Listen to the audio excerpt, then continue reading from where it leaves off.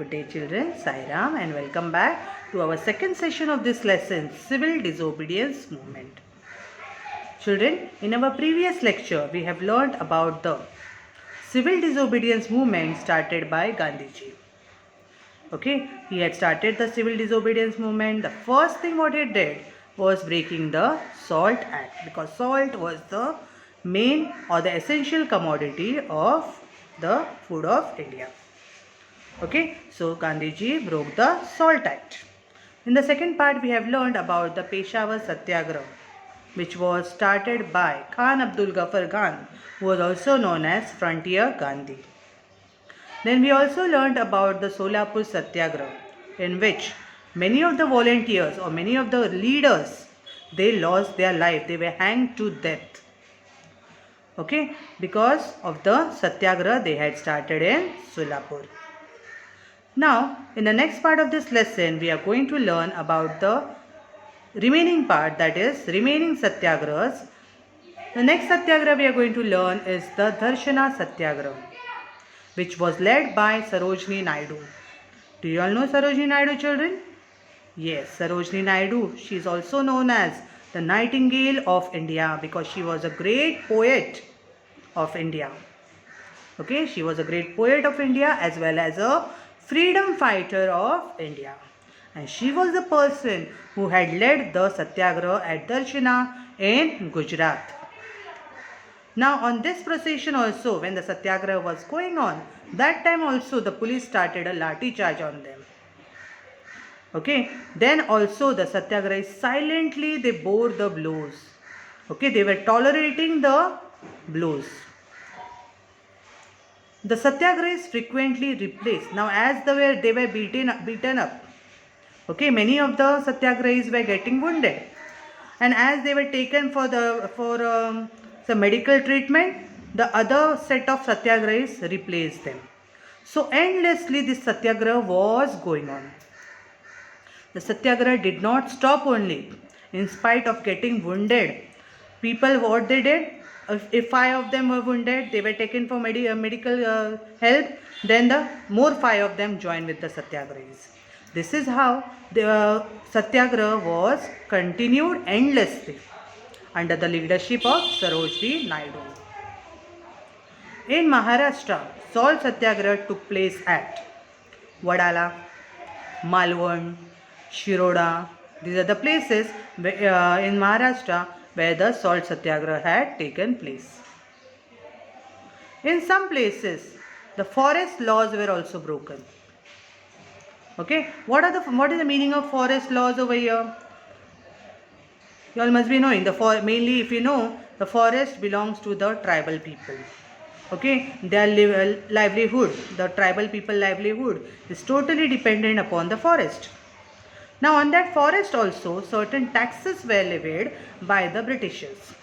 The Britishers did not allow the tribal people also to touch the things in the forest without the permission, without paying the taxes. It was very much unjust. How these tribal people are going to earn their living then? Okay, so because of which what happened, a Satyagraha was started from the forest also. Okay, there were jungle Satyagrahas in many places like Bilashi, Sangamner, Kalwan, Shirner, Pusad. Okay, Pusad in Maharashtra. These are the places where jungle Satyagraha was also started.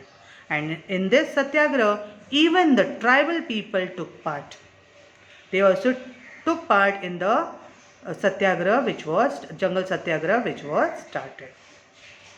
Okay, children, I hope you all have understood the Darshana Satyagraha. Okay, Sarojini Naidu led the Satyagraha at Darshana in Gujarat. She also supported the Salt Act. Okay, she also supported Gandhiji in the breaking the Salt Act. Okay, children. Here you can see the picture of Sarojini Naidu, who is also known as the Nightingale of India. Now the year. Sacrifice of Babu Genu. Do you know, children, what is this about? This is about a mill worker, Babu Genu Said. His name was Babu Genu Said. Now what happened actually? There is an incident wherein the mill workers, okay, in Mumbai, they had started obstructing, okay, started stopping the stopping the trucks that were bringing the foreign goods. Okay, so every now and then they started, and in the forefront, that means just leading them, was Babu Genu Said. He was also a mill worker, so he was in the forefront. Okay, now this foreign goods which was brought, it was safeguarded by the police. Okay, the foreign good truck was safeguarded by the police. Okay, so what Babu Genu did, he lied on the road only to stop the truck. Okay, again and again the police threatened him to get up from there and let the truck go. But Babu Genu did not listen to it. He was not ready to listen to it. And what happened? At last he had to sacrifice his life. He was crushed under the truck. And this is how Babu Genu lost his life. Okay, Babu Genu gained martyrdom. Babu Genu martyrdom was such an inspiration to the national movement. It became an inspiration to the national movement. Okay, such was this incident about Babu Genu, who was just a mere mill worker. He had so much of faith in himself that he did not allow the foreign goods truck to pass by. Okay, I hope children you all have understood till here. Okay.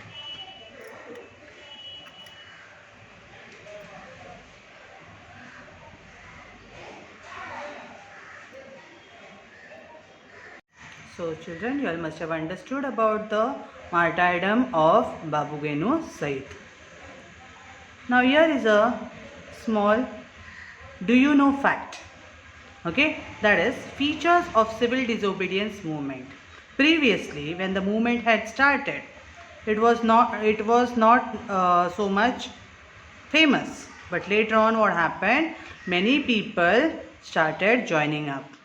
Okay, it was limited only to urban areas, but later on what happened? Even the rural areas, they started participating.